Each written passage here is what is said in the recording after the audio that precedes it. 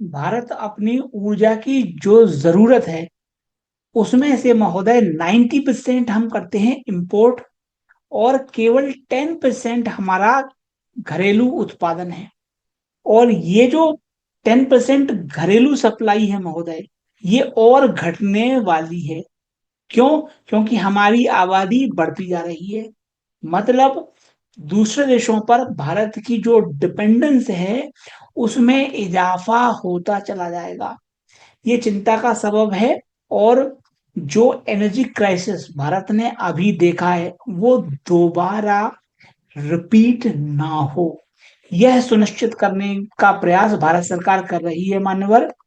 भारत के जो petroleum minister हैं उनका कहना है कि आगामी समय में 2.5 लाख स्क्वायर किलोमीटर का एरिया हम ओपन कर रहे हैं कच्चे तेल की खोज एवं दोहन के क्षेत्र में। सबसे अच्छी बात यह है कि ये पूरा एरिया ऑफशोर एरिया है, समुद्री एरिया है, डीप वाटर ड्रिलिंग है, अंडमान निकोबार के आसपास का एरिया है। तो वहां पर कच्चा तेल मिलने की संभावना अधिक है।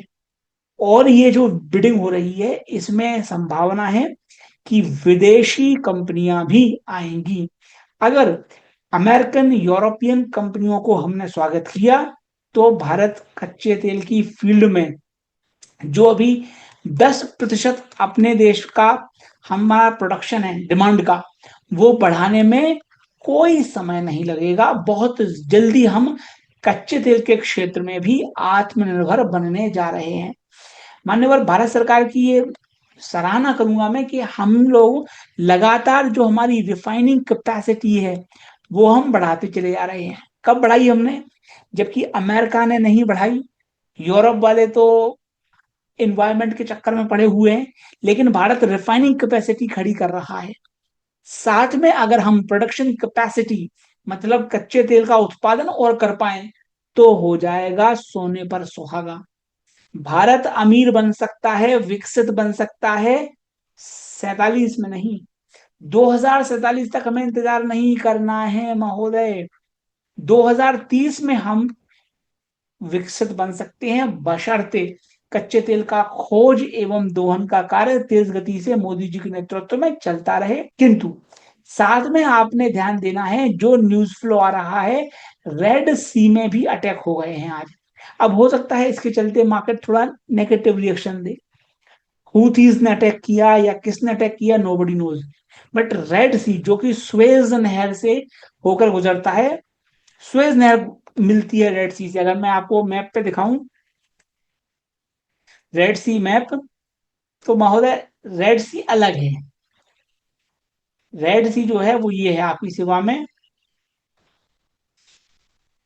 रेड सी ये है, देखो आप, रेड सी ये है। ये तो आपकी स्ट्रेट ऑफ हॉर्मूज हो गई।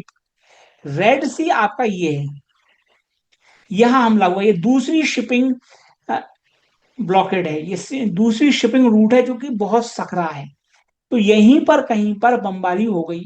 तो इस तरह की न्यूज फ्लो आती रहेंगी, तो उनके खिलाफ मार्केट नेगेटिव रिएक्शन देगा। मेरा आपसे निवेदन है कि धैर्य और संयम से काम लें। मर्क्स के नेतृत्व में महोदय बहुत अच्छा काम हुआ है। और ये समस्या थी, आपको ध्यान होगा, कोविड में ये समस्या पैदा हुई थी। चाइना ने शिपिंग कंटेनर्स देने से मना कर दिया था। तब भारत ने और हम सभी लोगों ने चर्चा भी की थी कि शिपिंग कंटेनर्स भारत में क्यों नहीं बनते। डीसीएम श्रीराम ग्रुप ने बना दिए हैं। दुनिया की one of the biggest shipping company marks ने ये खरीद लिए हैं 1000 infra grade shipping grade containers. बहुत अच्छा है। और मेरी अपेक्षा है कि मर्क हो गया, अन्य जो भी कंपनियां हैं शिपिंग की, वो अब भारतीय कंटेनर खरीदेंगी। भारत इस फील्ड में आगे बढ़ेगा। अगर आपको जानकारी हो, कंटेनर इसे बोलते हैं, ये जो बॉक्सेस रखे हुए हैं, दीज आर कॉल्ड कंटेनर्स। ये स्पेशलाइज्ड होते हैं। ऐसा नहीं है कि सिर्फ आप वेल्डिंग करके बना दिया, ना ना।